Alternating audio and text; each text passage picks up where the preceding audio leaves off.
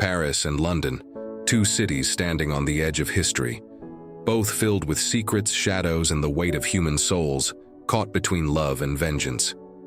Charles Dickens begins his tale with a line so powerful, it feels like a prophecy.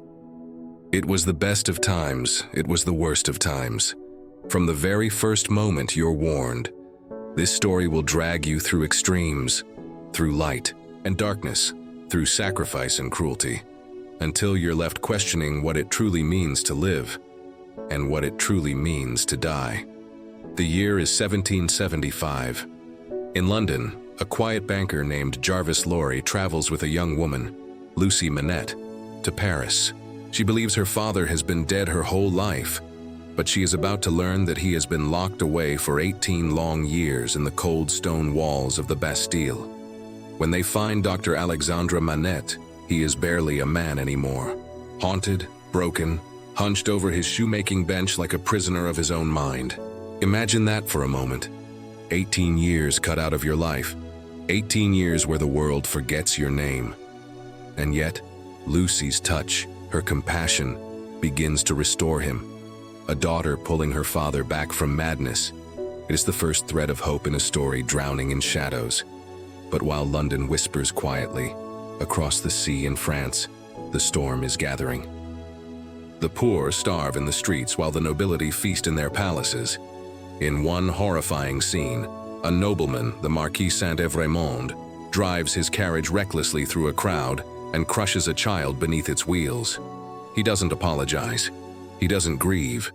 He simply tosses a coin to the father as though money could replace a child's life. This is what the revolution is born from: arrogance, cruelty, and the blind belief that the poor would never rise. But Dickens shows us that the poor were watching, waiting, knitting vengeance into every moment of their suffering. And then comes Charles Darnay, a French aristocrat who wants no part of his family's sins. He abandons the Evremond name and builds a new life in England, where he falls in love with Lucie Manette. She becomes his light, his salvation. But Darnay carries a dangerous secret.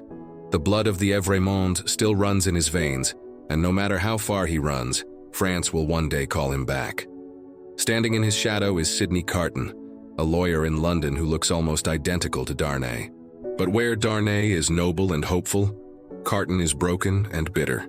He drowns himself in alcohol, mocks his own wasted life, and convinces himself he's incapable of love or worth. Yet when he sees Lucie, something cracks inside him.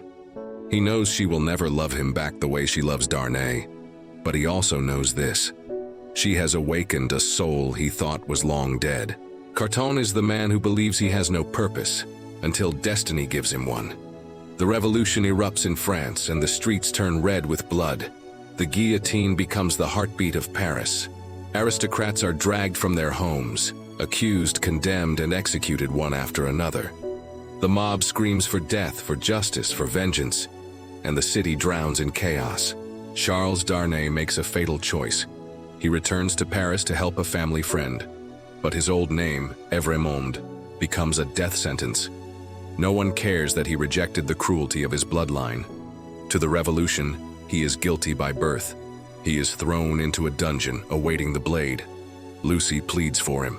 Dr. Manette uses every ounce of his influence as a former prisoner of the Bastille to protect his son-in-law. For a moment it seems hope might prevail. But then we meet Madame Defarge. Cold, relentless, her hands always busy knitting. She is the revolution given flesh. Every stitch in her knitting encodes the names of those marked for death.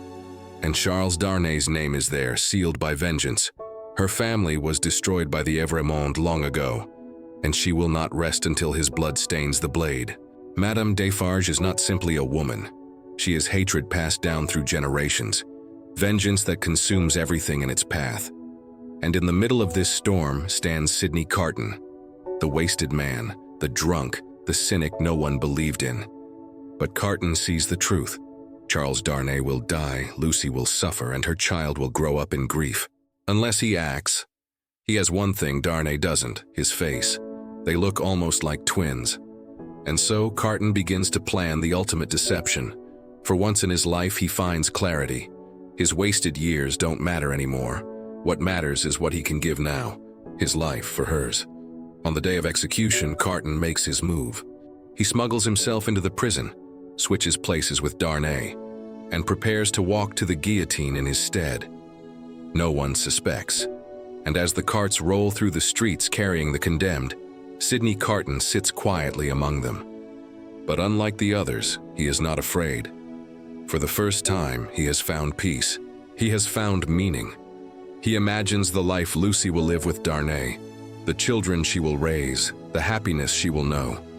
And he knows that in giving up his life, he has given her that future. Then comes the moment, the guillotine, the blade, the crowd roaring. And Carton, once a wasted soul, walks to his death with the words that still echo across time. It is a far, far better thing that I do than I have ever done. It is a far, far better rest that I go to than I have ever known. That is where Dickens leaves us, not with despair, but with awe. Because Sydney Carton proves something we all secretly long to believe, that no matter how broken we are, no matter how wasted our lives may seem, redemption is always possible. One act of love, one act of sacrifice, can give meaning to everything that came before. And that is why A Tale of Two Cities isn't just a historical novel. It is a psychological mirror. It makes you ask yourself, in the face of chaos, cruelty, and despair, what would you sacrifice for love?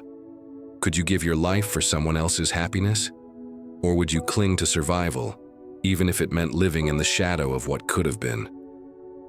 Dickens doesn't give easy answers, but he forces us to look into that darkness and wonder if we too could find the courage Sydney Carton found at the end.